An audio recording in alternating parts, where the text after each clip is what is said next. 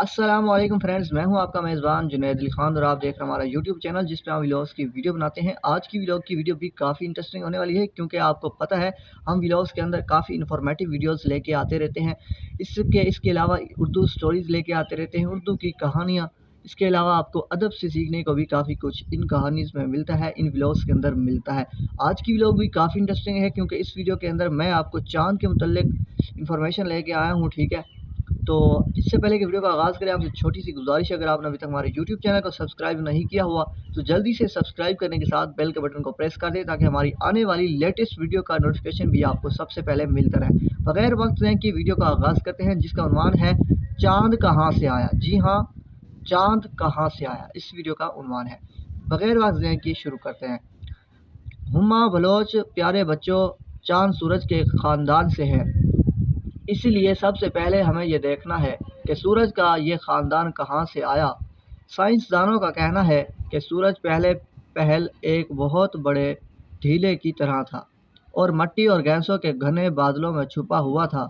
उसके बाद बेशुमार छोटे छोटे ढीले इन घने बादलों में जमा होना शुरू हुए और ये सब इस बड़े ढीले यानी सूरज के गिर्द घूमने लगे जो मरकज़ में था। कई दफ़ा ये ढीले आपस में टकराए और एक दूसरे में धंस भी गए। इस तरह ऐसा ऐसा बेशुमार छोटे छोटे सियारे बन गए। इन छोटे सियारों में से कुछ दूसरे सियारों से मिलकर बहुत बड़े हो गए और ये सूरज के सियारे कहलाए। छोटे सियारों में से चंद सियारों की हरकत मुख्तलिफ किस्म की थीं। इनमें से एक सियारा ज़मीन के करीब आ गया और इस ज़मीन की कशिश ने उसे अपने काबू में कर लिया। इसी सियारे को हम चाँद कहते हैं। यह ज़मीन के गिर्द घूमता है और ज़मीन इसे अपने साथ लेकर सूरज के गिर्द घूमती है। दूसरे बहुत से छोटे सियारों को भी बड़े सियारों ने काबू में कर लिया और वो भी उन चाँद बन गए। मसलन मरीख के 2 चाँद हैं और मुश्तरी के 12। चाँद हमेशा गोल क्यों नहीं दिखाई देता? बाज़ दफ़ा चाँद आसमान में गोल और पूरा नज़र आता है, लेकिन वो 2 हफ्तों के बाद वो हिलाल हो जाता है और फिर 2 हफ्तों के बाद पूरा नज़र आने लगता है। इस दरमियानी अरसे में भी उसकी शक्ल हर रात बदलती रहती है। लैंप, स्टॉल और किसी दोस्त की मदद से आप भी तजुर्बा करके मालूम कर सकते हैं कि ऐसा क्यों होता है। पहले 2 बातें समझ लीजिए। अव्वल ये कि चाँद ज़मीन के गिर्द घूमता है। दूसरे ये कि चाँद अपनी रोशनी से नहीं चमकता बल्कि सूरज की रोशनी उस पर पड़ती है तो वो चमकने लगता है। लैंप को आप सूरज समझ लें, आप खुद ज़मीन बन जाएं और आपका दोस्त चाँद। अपने पीछे लैंप रख लें और मुंह दोस्त की तरफ करके स्टूल पर बैठ जाएं।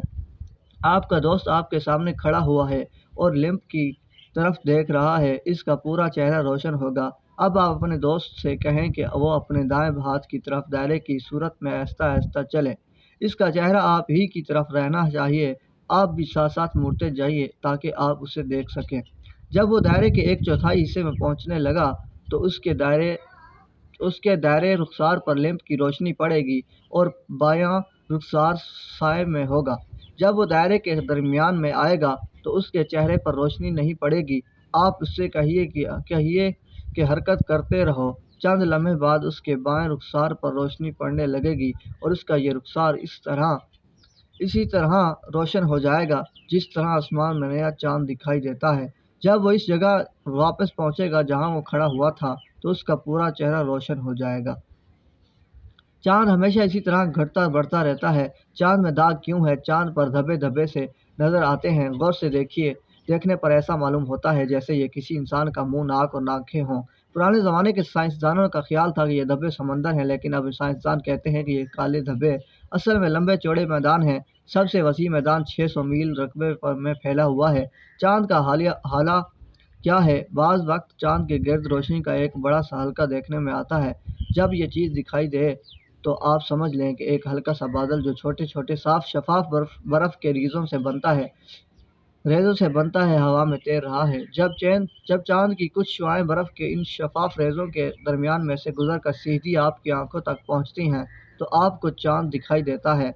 लेकिन जब दूसरी शुआएं उन रेज़ों से टकराती हैं तो सीधी जाने की बजाय खम खा जाती हैं और जब आपकी आंखों तक पहुंचती हैं तो ऐसा मालूम होता है जैसे किसी ऐसे हल्के से निकल रही हैं जो चाँद से बहुत बड़ा है। इसी हल्के को हाला कहते हैं।